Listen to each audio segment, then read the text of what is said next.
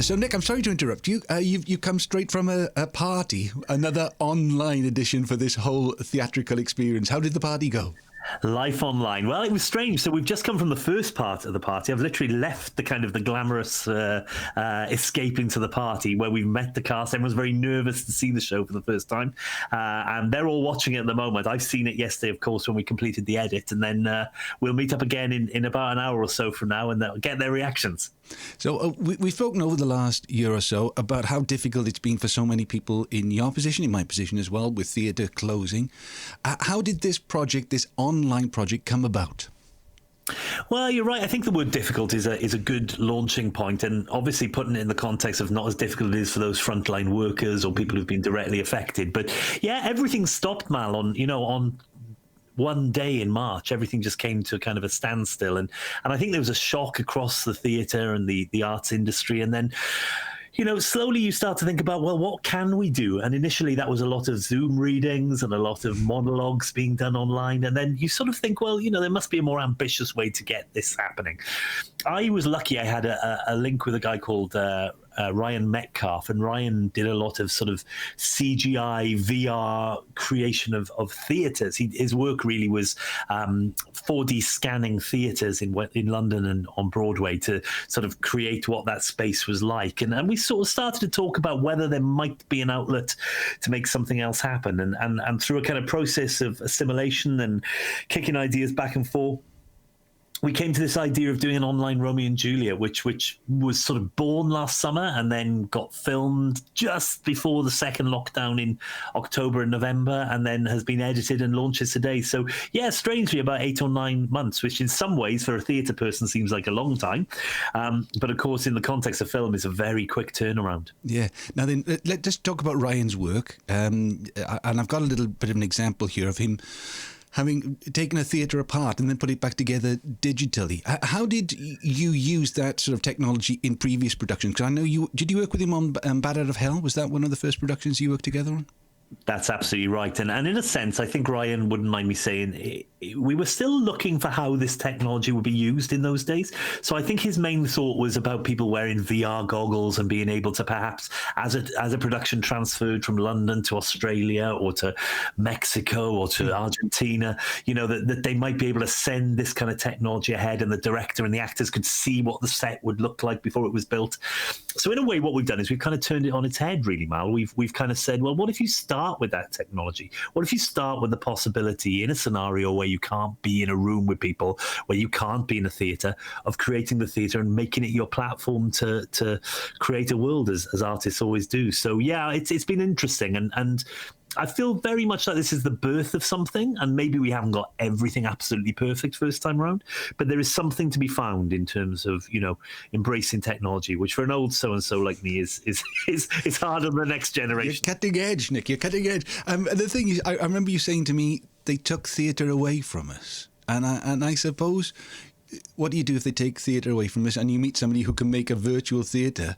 You make a virtual theatre production. I mean, it sort of seems obvious now, having seen the trailer and seen Ryan's work. It does seem, but sometimes the obvious isn't the easiest way to go either, is it? It's in us, Mal, I mean, they took theatre away from us because they had to, and we all accept that. No one's grumpy about that. Saving lives is far more important. But, it's been really interesting doing Romeo and Juliet, because there's a scene just at the end. There's no spoiler here because it's been around for a while. But there's a scene just at the end where the letter that will bring Romeo and Juliet back together doesn't get through because there's a plague and everyone's in lockdown. And it was incredible to be sitting there and saying, well, we'll put the mask on. And when the actor says the line about, I couldn't get through because of the pestilence, he just holds his mask up. And you think, that's what Shakespeare dealt with. He'd walk into the Globe some days and be told, you can't go in there. Why? Because of the plague. So he'd find other spaces to perform in. And of course, what he did as well was, he didn't have technology, so he wrote every part out for an individual actor. So Romeo would get his part without anything else written, and Juliet would get her part without any other lines written, because they had to handwrite everything. And the first time they heard the other lines were when they were in the space. Well, our performers had the same, because literally the first time they met, well, for some of them was tonight at the opening night party. There are people who played scenes who have never actually been in the room together. So in a way, it's very new, and in a way, it's that 600-year, 2,000-year tradition of you find find a way to tell a story. Yeah. Okay, finding your actors, how did you go about that? Did you know who you want? Did you handpick them, or how did it work? No, we absolutely threw caution to the wind, and we found a casting director who we'd worked with on some big musicals before, Jim Arnold, who's a brilliant casting director, and he was willing to kind of, like all of us, do this work for not a lot of money and in an incredibly short time scale. And we put out, a casting call to agents in the usual way. And, I think it's a really interesting thing to reflect on about where we're at. If you put a casting call out, you might expect a few hundred applications, given the fact there's not a lot of money involved in this project. It was in a very short time. Well, we had nearly 9,000 tapes that we had to look at. For 12 parts. And that to me, Mal, says how much people want to work. And none of the enjoyment we've had is not sort of offset by the sense there are a lot of actors out there who aren't getting to do it. But we had a lot of tapes, and we were very lucky in a way in that one of the first tapes that landed on my desk was from Sam Tutty. And Sam, as some people will know, has created the role in London of Evan Hansen in Dear Evan Hansen. And what was amazing about that is I was kind of a bit cynical. I thought, well, just because he's famous, just because he's the man of the moment. And he did the most beautiful, engaged, passionate reading. And we made the decision to go with him. And the day before rehearsals, he won the Laurence Olivier Award as the best actor in a musical. And so, it sort of bore out our decision. And then we found a brilliant newcomer who'd never done Shakespeare before, called Emily Redpath, and she's been brave and brilliant in the way she's gone about it. One of the things I'm proud about, actually, Mal, is we've got a cast of 14, I think it is, and 8 of the performers are doing their first professional job. And, that's important. People of us who've been lucky enough to work in the industry, we've got to look after those graduates who've done nothing. They graduated a year ago now, and they've had no industry to appear in. And so there's a real thrill about finding these young people. I wouldn't call them kids because they've got more brilliance than I'll ever have, who kind of go, yeah, show me then, show me. And so there was an energy and excitement came from finding those people. And then so we put the cast together that way. Got the cast. Do the first readings on Zoom all together or just individuals? Because, as you say, Shakespeare wrote the parts for individuals a lot of the time. Did you manage to get them all together on a Zoom call? Yeah, we met on a Zoom call. Well, we kind of gathered people and said, hello, this is what we're doing. And there were 2 brilliant phrases that first Zoom call, actually. I remember I said, this is guerrilla theatre. We are not the established state of theatre here. We'll let the National Theatre and the Royal Shakespeare Company do that. We're like a bunch of insurgents around the edges going, we're going to make something happen. And then Sam, actually, who I was meeting for the first time that morning in person, said, I'm interested to see what it'll be like to be in Romeo and Juliet, the video game. And of course, because for them, they were never going to see the set and never going to see the environment they were in. And so we did a Zoom call, and I gave the sort of vision for how I wanted to do it and what my expectations were. And we sort of met everyone over the space of 45 minutes. And that was, I just looked, it was 104 days ago. And then this evening, when we've had our opening night parties, the first time we've all been together again, 104 days later. So the read through I did individually because there just wasn't time. So I had like an hour with every actor. I did a very long day. I started the Zoom calls at 10 a.m. and I came off the last Zoom call at about 10:30 p.m. that night. And just to say, here's what we need to think about. Here's who the character is. And that was stage 1, the Zoom world that we all live in.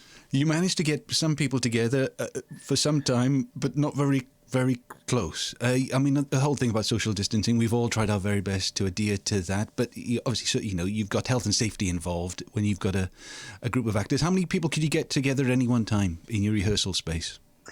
We hit that sweet spot really between the kind of the first major lockdown and before the autumn lockdown happened, where you were allowed a gathering. They talked about gatherings of 6 people, I think was the rule in England where we were.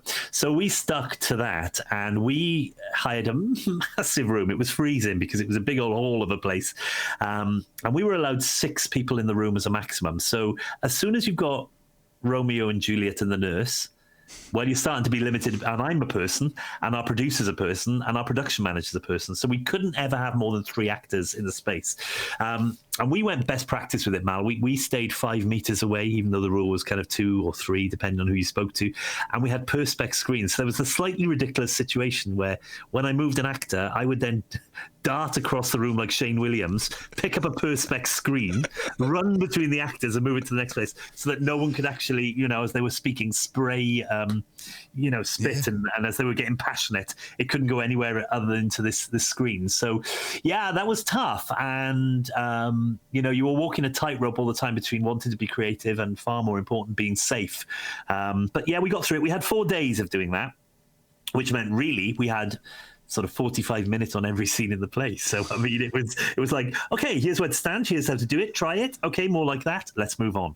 And then we were filming. So it was thrilling and exhilarating and utterly terrifying. Do you think, just thinking about, William Shakespeare and what he had to go through, did he have weeks and months of rehearsals for his shows? Or did he, bash them out, get people together, learn it and do it? I mean, are you much more in the original guerrilla Shakespeare mould?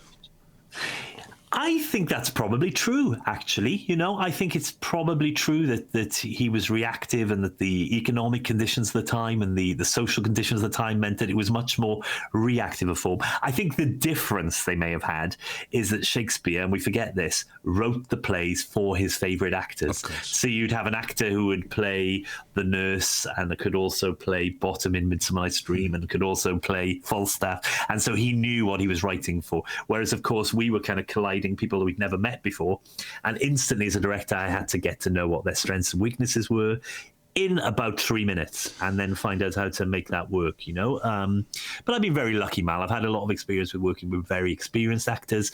When I look back to working on Billy Elliot, where I was working with 12-year-olds who'd never acted before, you learn to kind of be reactive and make things happen. So it gives you a kind of I don't know if you'd say a confidence or a bloody mindedness about getting it done. And either way, we got there. So I'll take it. I'm going to come back to your experience before we say goodbye, if that's all right, because you were you've been prepared. You've done your apprenticeship to get to this point in your career, working with lots of different types of artists. But, one-to-one in a green space, so how'd it work? You'd feed the line, you'd be the nurse, you'd be Romeo, you'd be Juliet, and then they'd have to bounce off you? Pretty much that was it. We had 3 cameras set up in a green screen space that was it was about the size of someone's living room in Morrison, where I come from. It wasn't a kind of a massive space. And then we might set up a kind of a seat which was covered in green, so we could later make it into a sofa in the computer visualization. And on the Monday morning, Romeo would play the lines from his scene with Benvolio, and I would read in the Benvolio lines. And on the following morning, we bring Benvolio in, and he'd do the lines the other way around, and I'd be Romeo. And that was interesting. But of course, it got harder as it went through, because when the first actor does it, there's a bit of freedom to just perform it. Mm-hmm. But by the time the second actor arrives, the eye line has to be right. The moment they stand has to be right. So we were having to note all that down, and also having to kind of, put little X's on the wall to make sure they were looking at the X and that was the eye line they were playing to. So, yeah, a very new language. It's about Romeo and Juliet. It's about love. How do you do that without an embrace, without a kiss?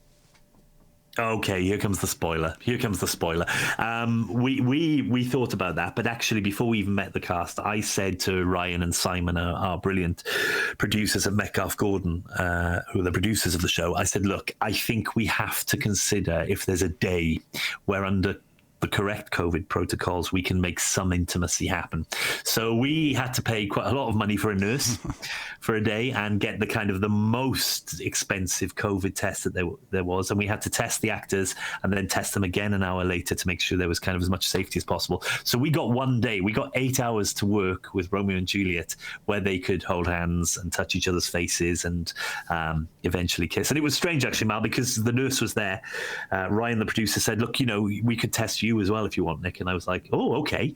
So as a relative, he's like, yes, you don't have COVID, so you now can just be as though you're not in 2020. So there was 1 day, it was like It's a Wonderful Life, which is one of my favorite films, where I had a day to pretend I wasn't in the 2020 life I was living. I could, put an arm around the shoulder of an actor when they needed encouraging. I could take my mask off and demonstrate what I wanted. At the end of the day, we kind of hugged each other and that went well. And then there was the awful moment the following morning when I had the same actors of going, stay away. You can't come within 3 meters of me. Keep your mask on. So, a little reminder of what will come back, Malm. Yeah. I think the important thing is, whilst we're all being reactive, this is lovely and it's a new way of doing things. But what we want is to be back in a theatre. What we want to be is back in live gigs with people like yourself. We want to have that shared experience. And I really hope people will tune in and see this as a kind of an experiment, if you like, as a way of keeping theatre alive when it's not alive. But, we're all looking forward to that first day when we're back in the Victoria Palace Theatre or the National Theatre or the Swansea Grand or Pontardawe Arts Centre and being together. That's what we want, isn't it? It is. You cast this lad Sam Tutty. He's quite good. He's got an Olivier now, so that's good. Yeah, nice to have that on the CV. But it opens up with another guy who's done quite a lot. And when I saw the trailer, Sir Derrick Jacoby. Yeah, another young actor who I think has got a good future ahead of him. Go a long way. Two households, both alike in dignity, in fair Verona where we lay our scene. From ancient grudge break to new mutiny, where civil blood makes civil hands unclean. From forth the fatal loins of these two foes, a pair of star-crossed lovers take their life, whose misadventured, piteous overthrows do, with their death, bury their parents' strife. I think if Derrick takes my notes well, he's gonna have a bit of a future. No, I mean the truth of that was I always had this vision. I call this piece my love letter to theatre because it's set in a disused theatre, and from the very off we wanted to kind of reflect that in the structures. So people buy a ticket to come and see it, and a percentage of that ticket goes to a charity called Arts for All, which supports people who work in the arts and support schemes to get young people to see theatre. It's a brilliant, brilliant charity. And Derrick Jacoby, Sir Derrick Jacoby, is a patron of that. So when he heard about it, he said, look, I'd be happy to... Basically, he performs the prologue for us. So, it's mind blown for me. I mean, I can remember as a kid seeing I, Claudius and, at the age of about 20, going to see Derrick Jacoby in a production in the West End of London. And he's a legend. So then when you're suddenly sort of sending him an email saying, can you do it like this? You kind of go, well, I think he probably knows what he's doing. So that's been a lovely experience. But again, some of the actors who were involved found out they're in a production with Derrick Jacoby about a week ago because it all happened, separately. So yeah, it's been great to have his support. It's been great to have someone who stands for excellence involved. And I think a credit to someone who's, I hope he won't mind me saying this, a little bit older, that he's willing to get involved in new ways of doing things. I think if you look at Judi Dench and Derrick Jacoby and the brilliant Sir Ian McKellen, who's recently supported the Westcliffe Youth Theatre with a grant to keep them going. They see the future, and isn't it brilliant that those people who'd be quite within their rights to sit on a yacht somewhere in Nice or Saint-Tropez are saying, actually, let's just look at how we go forward. And so a great privilege to say I've worked with Derrick Jacoby. Yeah. You mentioned the West Glamorgan Youth Theatre, and thanks to Ian McKellen for his support. It needs the support because it's always in danger, those peripheral services for school kids, but it's not. It's created so many careers. It has put West Glamorgan on the map. We think of Russell T Davies, all those people who've come through it, Edward Thomas, the designer and all of that.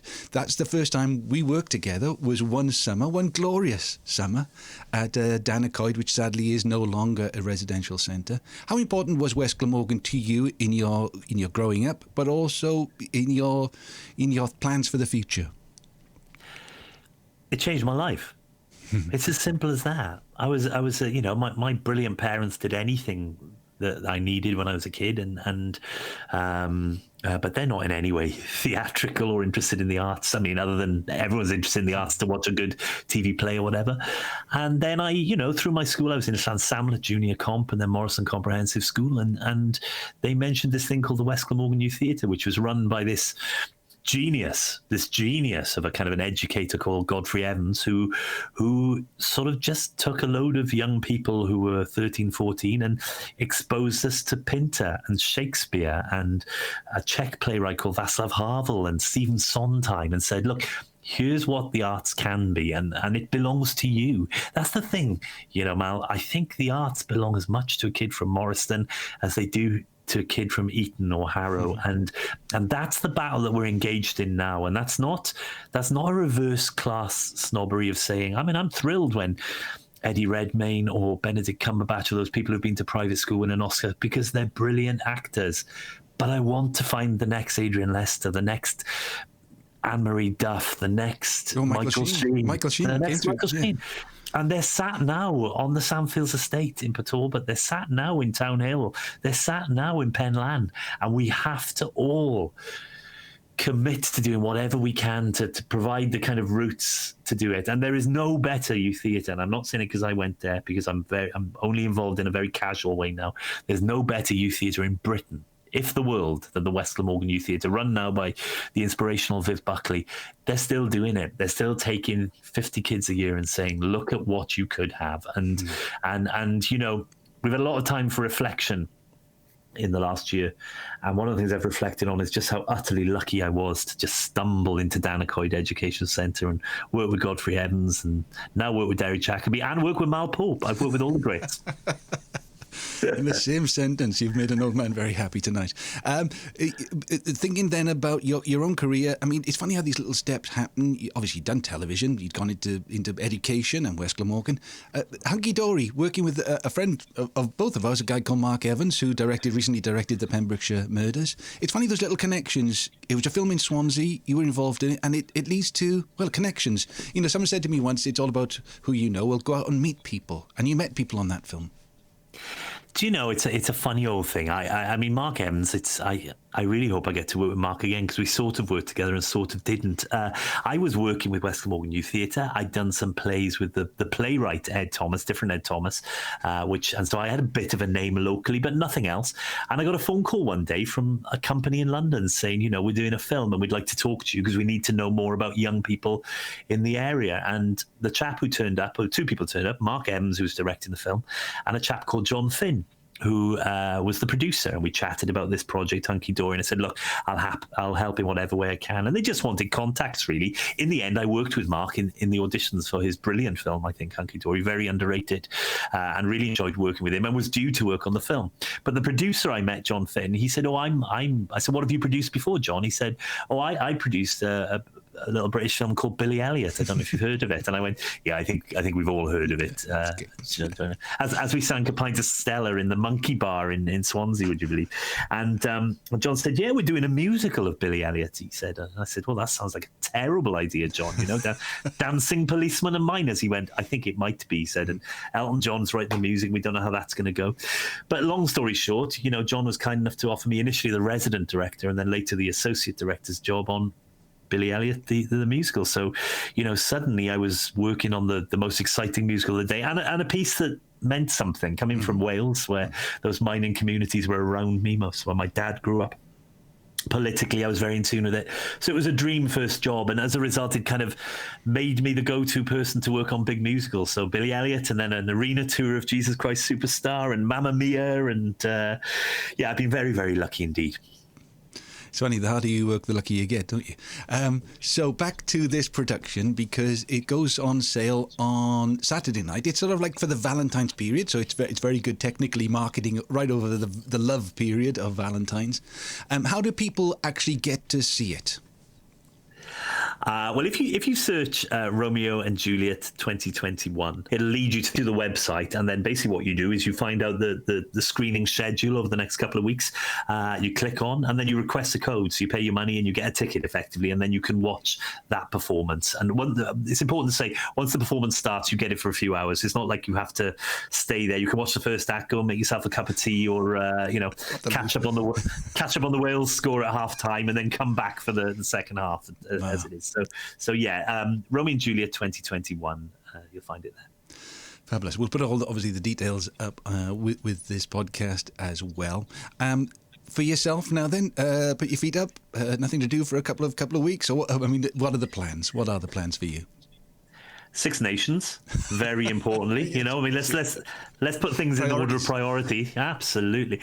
No, there's nothing really lined up now, because again, we don't know when those theatres are going to reopen. So, my best guess would be there'll be some movement to reopen the theatres in the summer if things go well with vaccines and variants and all the things we see on the news every day. I think we probably will get the industry back to some degree in the autumn, which will be 18 months after it closed, and a proper kind of flow for the industry by next spring 2022. I mean, I don't know that. That's guesswork on my part, but I think that the important thing is, and this is what I've tried to do and what I've learned, is to sit in the pocket, be grateful for where you're at, be grateful for the health of the people around you. I'm doing bits of online teaching, which I'm grateful for. I'm having the time to talk to people like yourself, which I don't always get to do. Because you do your own podcast, aren't you? That's as well, talking to all sorts of people.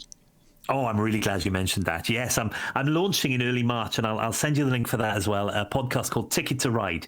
And basically, I have a different guest, and I offer them 5 tickets to relive journeys that shaped their lives. So we have wonderful guests like Eddie Reader from Fairground Attraction, Kirsty Walk, the Newsnight presenter, Tracy Brabin, the MP, and it's lovely to hear about the journeys that have shaped their lives. So, yeah, that's the thing, isn't it? We've all found new ways of doing things, and in the midst of a pretty dark storm, we found little shafts of light, and may we all continue to do that.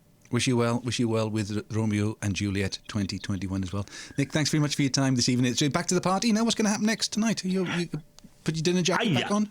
The dinner jacket will go back on, and I may pour myself a small glass of Guinness just to raise to the actors. Glass of Guinness. Fantastic. Always lovely to speak to you. Take care. God bless. It's a pleasure, Mal, as always.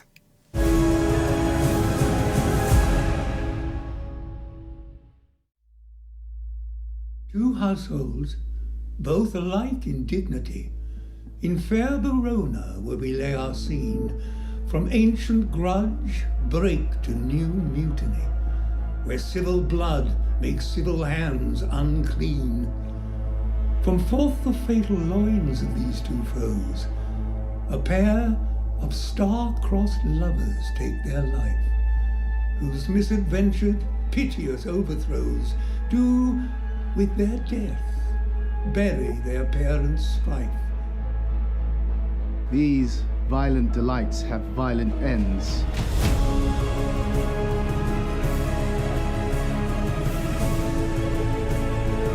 Draw, if you be men.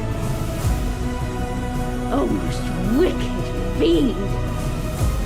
'Tis torture and not mercy!